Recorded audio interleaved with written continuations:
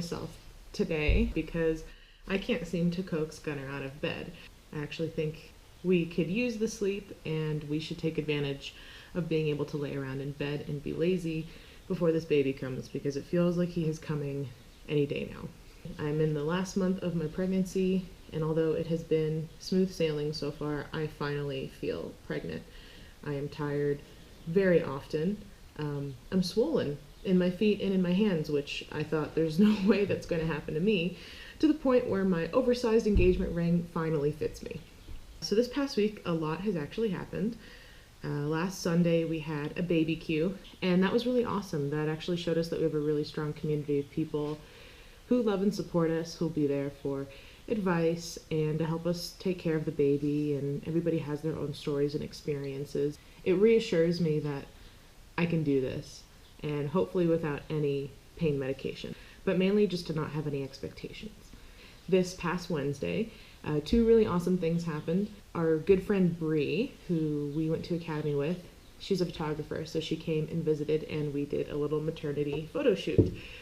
And it turned out really well. I'm pretty happy with the results, and she's a pretty talented photographer. And the same day, I went into town and I bought chicks. First, it was 2 Easter eggers, 2 cinnamon queens, and 2 Wyandottes. Now, Easter eggers are particularly interesting because they produce green and pink eggs, so that's really exciting. A couple days later, one of them just kind of was astray from the rest of the pack. She was sitting in the corner and not eating. She would drink a little bit, and so Gunnar woke up one morning and had to have a little chick funeral, which was kind of sad. But it's okay. I went back into town, and rather than getting 1 replacement chick, I got 3. So we have 2 of each breed that they were offering at our local pet supply store. So 2 cinnamon queens, 2 Wyandottes, 2 Easter eggers, and 2 black Australorps. Now, an interesting aspect of raising chicks in an Earthship is that we're on a solar system.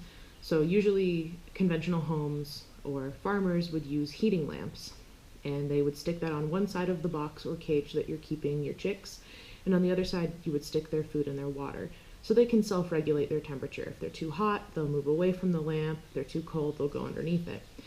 Well, we don't have that luxury of having a heating lamp.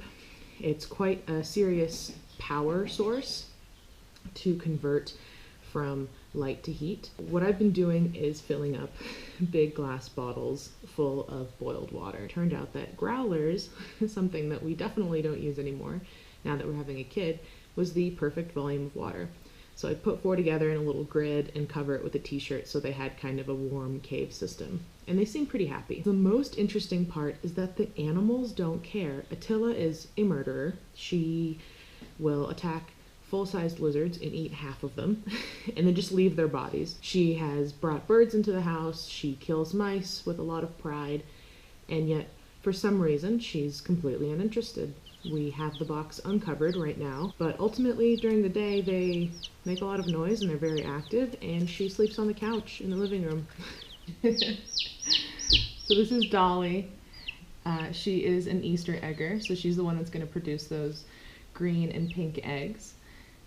Definitely an interesting character. She seems to take care of all the rest of the chicks, which is super adorable. An interesting thing is that chicks oftentimes carry salmonella, and so me being pregnant and me tending to the chicks numerous times a day, because I'm a paranoid mom, I have to wash my hands like a maniac after touching them or the box or their bottles. For the first month that we have the chicks, we have to keep them indoors and regulate their temperature as much as we can with hot bottles, which hasn't seemed to be problematic as of yet. In their first week of life, they need 90 to 95 degrees. The next week, they need 80 to 85. The third week, 70 to 75. And the last week, essentially, we keep them at room temperature, so around 60 degrees, 65 degrees Fahrenheit. After that month, we can graduate them to the chicken coop, which mainly Gunnar has been building. I've been helping out a little bit, and we're almost done, so we're really excited to share that video.